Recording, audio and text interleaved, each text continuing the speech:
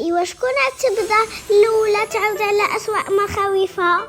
انا بعد اسوأ مخاوفي هما المرتفعات. انا اسوأ مخاوفي هما الاماكن المظلمه. ياقوت نوبتك عاودي لينا. انا الصراحه اسوأ مخاوفي ما كنبغيش حتى نهضر عليهم. دابا ملي اتفقنا نعاودو انا نقول لكم انا المخاوف ديالي كيبداو في الصيف وبالضبط في الليل ملي الناس كلهم كينعسوا انا ما كيجينيش النعاس، كنبقى مركزه ونحاول نسمع الا كاين شي صوت واخا كيكون الموت ديال الصهد والناس كلهم كيتبردوا ولا كنبقى مغطيه كامله بحال هكا وما كنخلي حتى قنت معلي وعينيا خاجين وميته بالخلعه قلبي كيضرب وإلا سمعت شي دخل شي شك نغطي راسي مزيان وكنبقى مغطيه بحال هكا حتى الصباح. ياقوت خفت بزاف. شنو هو اسوأ مخاوف؟ راني نموت قلبي بديت كنسمع الضربات ديالو هادشي كامل حيت كنخاف من سرق الزيت.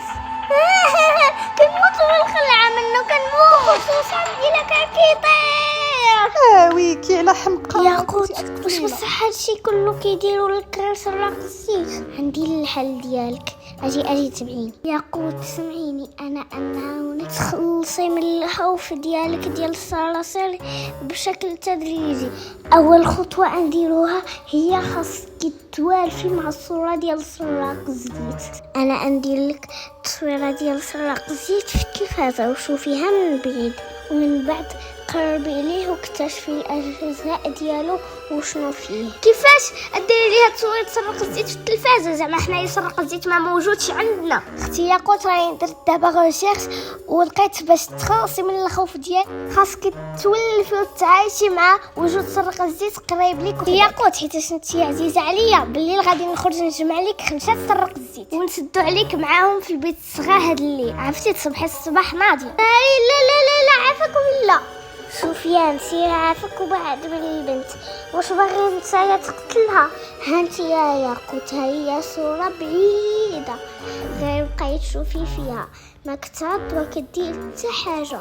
شكله مقرف ومقزز ما بغيتش حتى نبقى نشوف فيه. شوفي يا اما تبعي هادشي اللي كنقول لك ولا نمشي ونخليك تبقاي مخلوعه حياتك كامله. لا انا قاعد نتشجع وانه نمشي نقرب ليه ونقيسه. انا ما بغيتش نبقى مخلوعه حياتي كامله.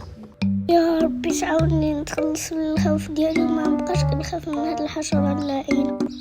غادي نقيسك اصلا انت ما كتحركش دابا التصويره دابا غادي نتاقموا. يا كنت